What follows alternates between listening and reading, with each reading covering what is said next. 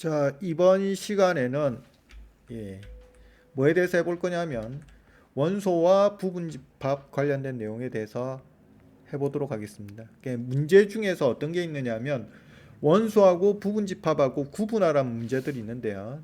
원소하고 부분집합하고 구분하는 문제들이 있는데 그걸 어떤 식으로 구분하면 되는가, 그것과 관련된 내용에 대해서 한번 학습해 보도록 하겠습니다.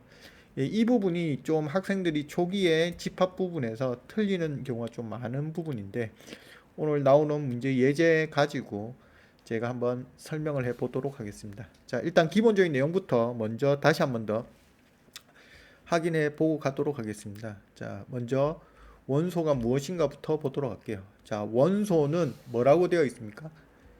집합을 이루고 있는 개개의 대상이라고 이렇게 주어졌죠. 집합 내부에 있는 대상들을 의미했습니다. 모임의 각각의 대상들을 의미했었는데요. 자, 예를 하나 들어가지고 간단하게 보고 넘어가도록 하겠습니다. 자, 예를 들어서 A란 집합이 있습니다. A란 집합은 원소가 1, 2, 3으로 이루어졌죠. 이것들을 원소라고 하죠. 좀 더 쉽게 이해하려면 벤 다이어그램 같은 걸 계속 그려가지고 연습해 보시면 좀 더 효과적이라고 보시면 됩니다. 그래서 벤 다이어그램으로 표현하면 이렇게 되겠죠. A란 집합이 있고 거기 원소들이 하나, 둘, 셋 각각 들어가 있는 형태를 의미하더라 이런 말이죠. 그리고 이것들을 이제 우리는 원소인지 부분집합인지 판단해야 되기 때문에 보통 기호로 표시되어 가지고 문제가 많이 나옵니다. 그래서 이 안에 있는 이것들은 A의 원소이기 때문에 기호로 표시하면 삼지창 기호를 써가지고 표현해주면 된다고 전 시간에 했었는데요. 자, 기호로 표시할 때 이렇게 되죠. 1, 2, 3이 다 A의 원소이기 때문에 삼지창 기호로 표시해 주시면 된다 이런 말이고요. 그리고 원소가 아닐 때는 삼지창 기호에다가 짝대기를 하나 꺼주면 되었습니다. 자, 이게 저번 시간에 했던 내용들이죠. 그래서 가볍게 봐두시면 되겠습니다. 자, 그 다음에 부분집합에 대해서 보도록 하겠습니다. 부분집합은 서브셋이라고 하는데요. 임의의 원소 X에 대해 X가 A의 원소이면 A의 원소이면 B의 원소이다. 즉 A의 원소이면서 동시에 B의 원소가 되는 경우를 우리가 뭐라고 했느냐면 A를 B의 부분집합이라고 했다 이런 뜻인데요. 자, 무슨 말이냐면 A에 들어가 있는 원소가 B의 원소에도 들어가 있다 이런 뜻이죠. 자, 그러면 표현해서 예를 하나 들어가지고 보도록 하겠습니다. 자, 여기 A란 집합이 1과 2로 이루어져 있고요. 그 다음에 B란 집합이 1, 2, 3으로 이루어져 있습니다. 자, 그러면 A에 있는 원소들은 모두 다 어디에도 들어가 있습니까? B에도 들어가 있죠. 이런 경우 A를 뭐라고 한다? B의 부분집합이라고 하더라 이런 뜻이죠. 자, 좀 더 명확하게 보기 위해서는 역시 벤 다이어그램으로 한번 그려가지고 표현해 보시는 게 좀 더 좋은 표현이 되겠습니다. 자, A하고 B 집합을 그려놨습니다. 부분 집합이라는 건 당연히 안쪽에 있겠죠. 좀 더 작은 집합이라는 의미입니다. B 집합에 비해서. 그래서 그 안에 A 집합에 1하고 2가 들어가 있는데 이건 어디도 들어갑니까? B 집합에도 들어가죠. 그리고 3은 안 들어가고 있죠, 지금. 이까지 이해가시죠? 그래서 이것들을 기호로 표시하면 A 집합이 B 집합에 들어간다는 의미로서 여기 삼지창 기호 안에 하나를 없앤 형태로 표현되게 됩니다. 그리고 부분집합이 아닌 경우는 여기 짝대기를 하나 꺼주시면 부분집합이 아니라는 의미가 되겠습니다. 자, 이거 역시 저번 시간에 했던 내용들인데 구체적인 예를 저번 시간에 좀 부족했기 때문에 이번 시간에 예를 들어 가지고 보여드렸습니다. 그리고 이것과 관련해서 이제 추가적으로 두 가지 내용을 더 알고 계셔야 되는데요. 자, 나오는 게 뭐가 있느냐면 공집합 관련된 내용이 있습니다. 공집합은 아무것도 없는 집합을 공집합이라고 하는데요. 원소가 없는 집합입니다.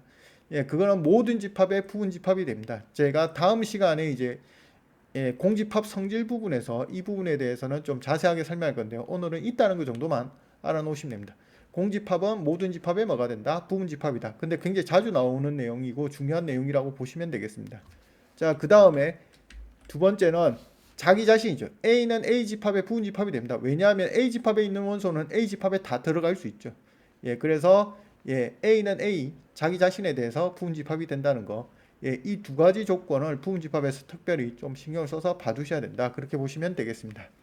자, 그러면 예제 문제들 가지고 한번 다음 문제를 접근해 보도록 하겠습니다. 자, 예제 문제 하나를 보시면 아주 간단한 예를 들었습니다. 자, 예제 1은 A 집합이 1과 2를 원소로 하는 부분집합입니다. 자, 1과 2를 2에서 원소와 부분집합에 대해서 찾아보자 이런 내용인데요. 자, 1, 2 이렇게 주어졌으니까 저희는 원소는 뭔지 바로 보이시죠? 자, 1하고 2가 바로 원소잖아요. 그리고 이것들을 모아가지고 만든 게 부분집합이다. 그렇게 보시면 됩니다. 그래서 벤 다이어그램 이용해서 한번 보도록 하겠습니다. 자, A란 집합 속에 1, 2가 들어가 있죠. 그래서 이걸 뭐라고 한다? 원소라고 해주면 된다. 이런 말이죠. A에다가 원소기호, 삼지창기호 해가지고 표현해주면 원소란 걸 표시해준다. 그렇게 보시면 되고요. 자, 초점은 부분집합에 있다고 보시면 됩니다. 부분집합은 종류가 몇 가지가 있을까요? 자, 공집합도 부분집합이 된다고 했기 때문에 몇 개가 있는 경우? 원소가 하나도 없는 경우부터 시작해서 자기 자신도 부분집합이 된다고 했잖아요. 그럼 최대 원소 몇 개 가진 경우까지 있겠습니까? 2개 가진 경우까지 있겠죠. 그래서 분류해가지고 부분집합을 직접 찾아보는 연습을 하셔야 나중에 부분집합과 원소 구분한 문제를 정확하게 풀어낼 수 있습니다. 그래서 이 문제는 쉬우니까 자, 바로 보면서 원소 0개인 경우는 아무것도 없는 상태잖아요. 그래서 뭐라고 해주시면 되더라? 공집합. 즉, 이 공집합은 뭐의 부분집합이 된다? A의 부분집합이 된다. 그렇게 보시면 되고요. 두 번째, 원소가 한 개로 이루어질 수 있겠죠. 그럼 원소 한 개가 여기서 보시면 A 집합에 보시면 뭐가 있죠? 1하고 2죠.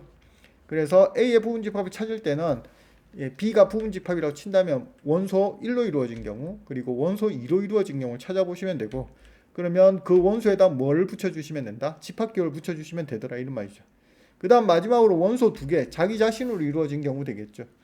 그래서 B라고 써주시고 뭐라고 하면 된다는 뜻이겠습니까? 1, 2로 이루어졌기 때문에 그대로 써주시면 되더라. 이런 뜻이 되겠습니다. 자, 이까지는 뭐 별로 헷갈리시는 분들이 없습니다. 문제 풀 때 실수를 하지 않는데 그 다음 내용에서 학생들이 좀 많이 어려워한다. 그렇게 보시면 된대요. 한번 문제를 보도록 하겠습니다. 예제 2번인데요. 2번은 어떻게 되어 있느냐면 A 집합이 있는데 A 집합 안에 공집합이 들어가 있고요. 공집합이 또 집합을 붙인 게 들어가 있습니다. 이때 원소와 부분집합은 어떻게 될까? 이렇게 묻는다면 어떻게 해야 될까요? 자, 집합 안에 집합이 들어가 있으면 그건 집합이 가능할까요? 라고 묻는다면 처음 보면 굉장히 당황스러운데 집합 안에 집합이 들어가 있을 수 있습니다. 집합을 만들기 위한 조건만 만족하면 되죠. 자, 그래서 집합 안에 집합이 들어가 있어도 상관이 없습니다. 자, 그래서 그러면 원소는 어떻게 구분해야 되느냐면 이렇게 구분하시면 됩니다. 여기 칸마가 있죠.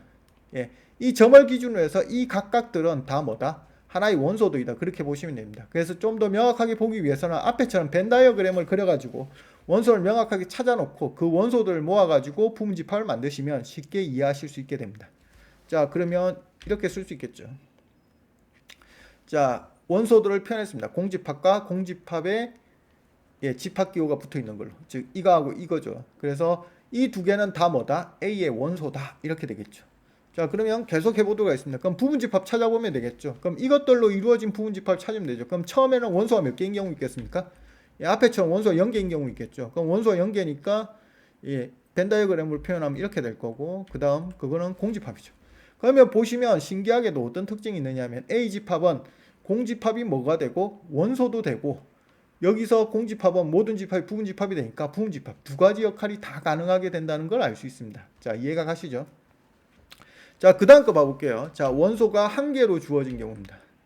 자, 원소 한 개로 주어진 거는 공집합하고 공집합에 부분집합 기호 있는 이 경우죠. 자, 그래서 여기다 뭐만 붙여주면 된다? 집합 기호만 붙여주시면 된더라. 이런 뜻이 됩니다. 자, 역시 해놓고 나서 보니까 봐보십시오. 공집합에 집합 기호 붙어 있는 이거는 뭐도 됩니까? 부분집합이 되죠. 근데 여기 원소에도 똑같은 게 들어가 있죠. 그래서 이게 되게 헷갈리는 이유가 두 군데 다 있을 수 있다. 이런 뜻이죠. 얘도 두 군데 다 있고, 그리고 얘도 두 군데 다 있습니다. 그래서 구분해가지고 원소를 먼저 찾아놓고 부분집합을 직접 만들어 보지 않으면 굉장히 헷갈려가지고 뭐가 뭔지 잘 판단이 안 되더라. 이런 뜻이 되겠죠. 자, 그 다음 원소 두 개는 자기 자신이니까 자, 이렇게 되겠죠. 그래서 원소 두 개 써놓은 데다가 집합기호 붙이면 되니까 자기 자신 그대로 쓰면 되더라. 이런 뜻이죠. 그래서 제가 이 문제 때문에 이제 방금 원소와 부분집합을 주제로 해서 문제를 만들어 보았습니다.